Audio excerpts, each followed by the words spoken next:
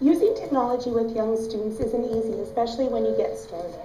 Their reading skills are still developing and their typing can be quite slow, and at times it can be incredibly frustrating. And being highly prepared is really important.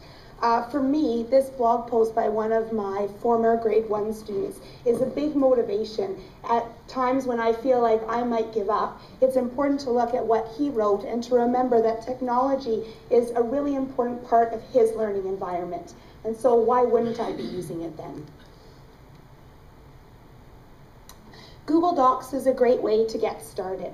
If you don't have an educator account, setting up one classroom account is a great method to use. I use this in my classroom, and all of my students can easily log in to the single account, share ideas online, and learn from each other too. And it really takes care of that age restriction problem that is definitely there when it comes to some of this online software.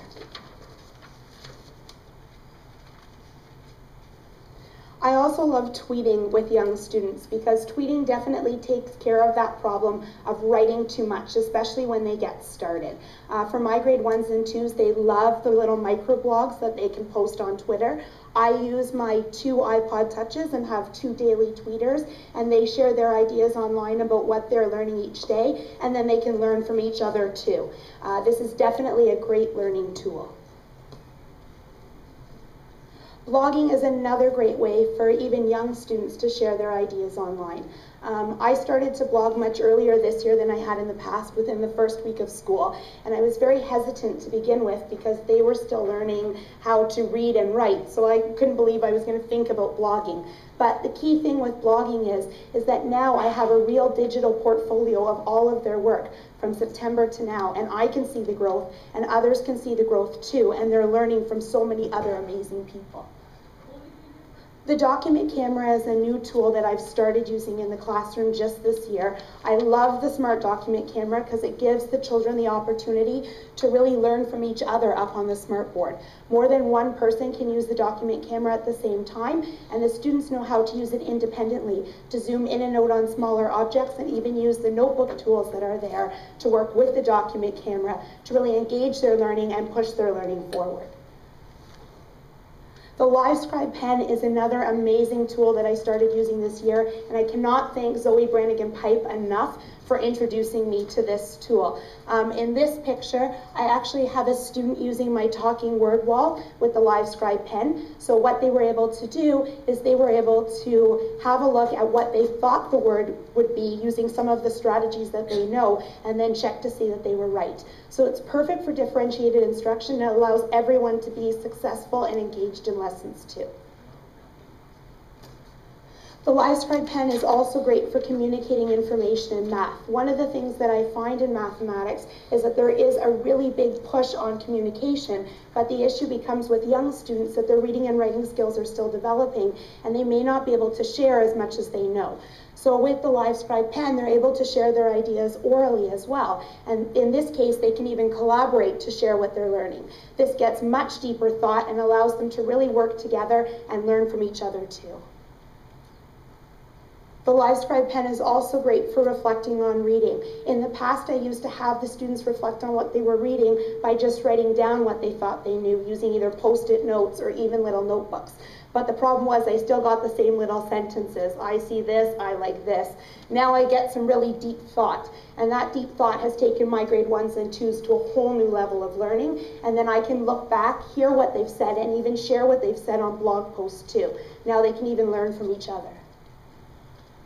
VoiceThread is another amazing tool that I've used a lot in the last couple of years. What I love about VoiceThread is that it's perfect for differentiation because there's so many great ways that the students can use it. They have so many different options for comments. They can even either have audio comments, visual comments, or even comment by typing. This is great. In this case, I did one where the students got to make a Mother's Day podcast for their mums to share special messages to mums, and then mums responded back with comments too. This got a really real dialogue going between parents and their students using a Web 2.0 tool. I can't imagine anything better.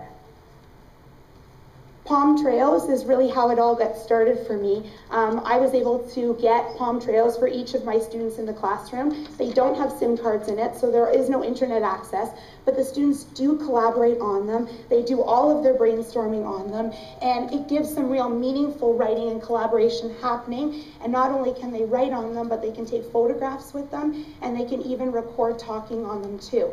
So now they've got a whole bunch of different options for brainstorming and really being involved in all of the different lessons. From the Palm Trails, the iPod Touch was the next logical step. What I love about the iPod Touch is that there is internet connection on it. So my students have already used the iPod Touches in numerous ways. They've created media works using Doodle Buddy. They've tweeted using the Touch. They've listened to a ton of educational podcasts and responded to them too. And most recently, they've even started a bloggers cafe using the iPod Touch. Wikispaces is also fantastic for collaboration. What I love about Wikispaces is that more than one person can edit the same Wikispace. So I've been involved in many global collaborations using the Wikispace, and people from my classroom in Ancaster can share and upload and change the Wikispace along with people from around the world. It's easy enough for my grade 1s and 2s to share and upload images on, but it's also easy enough for us to use Google Docs and copy and paste information into the Wikispace afterwards. So sometimes they all make the changes and sometimes just a single person does. The smartboard is definitely like a window to the world, and in this case I like using the smartboard for higher level activities. In this particular photo, a student is using TwitLonger to share what she's learned about a particular science topic.